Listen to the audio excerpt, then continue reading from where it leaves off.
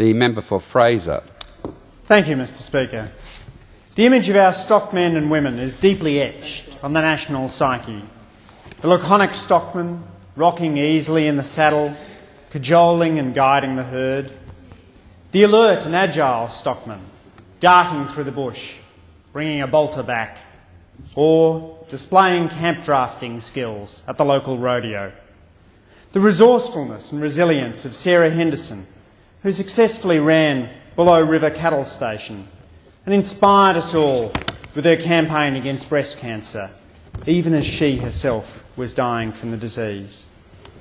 The government, those who raise the cattle, those who rely on the cattle, care deeply about the welfare of these animals and ensuring they're treated humanely every step of the way. Following evidence of animal mistreatment, the decision was made to suspend trade to Indonesia. This is not an easy decision, but it is the right decision. The live export trade will only recommence when we're certain that the industry complies with supply chain assurances. The industry must be based on animal welfare outcomes, transparency and verification. The Australian and Indonesian governments have agreed to work together to establish a transparent, verifiable system that will account for cattle from Australia right through the supply chain. The humane treatment of animals is a universal value that transcends international boundaries. It is the community standard. It is the government standard. It must be the industry's standard. Under World Trade Organisation rules, Australia has the right to take actions to ensure that Australian cattle are treated in accordance with international standards of animal welfare. I, as all Australians, was horrified by the Four Corners footage. We cannot turn away from this. That is not the Labor way. It is not the way of this government. And that is why the government is working with the industry, with animal welfare organisations, to make sure that the cattle those in the industry rely on and care for are part of a supply chain that respects the animal's welfare. Halal killing should only be done after animals are stunned. This is the best way to ensure the long-term sustainability of the industry for those that rely on meat exports for their livelihood and way of life.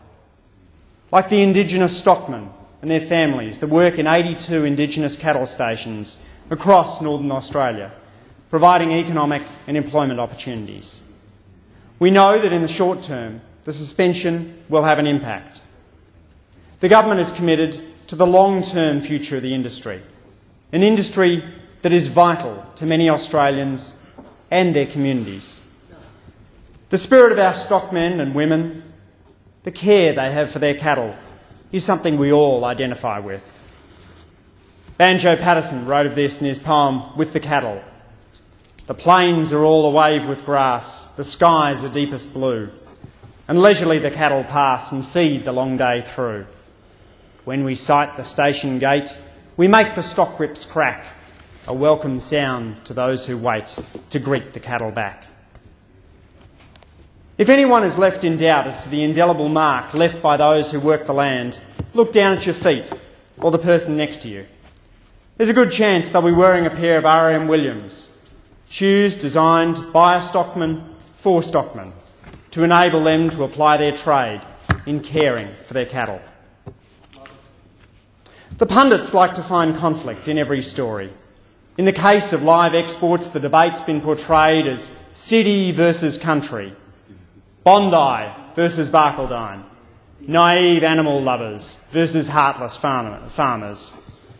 But the debate is more than that. We are more than that. Over the past fortnight, I've received more than 500 emails on the issue of live exports and engaged in numerous conversations with constituents here in the bush capital. Australia is made up of urbanites proud of their cattle industry and people on the land horrified at what they saw on their TV screens. Ours is not a country divided.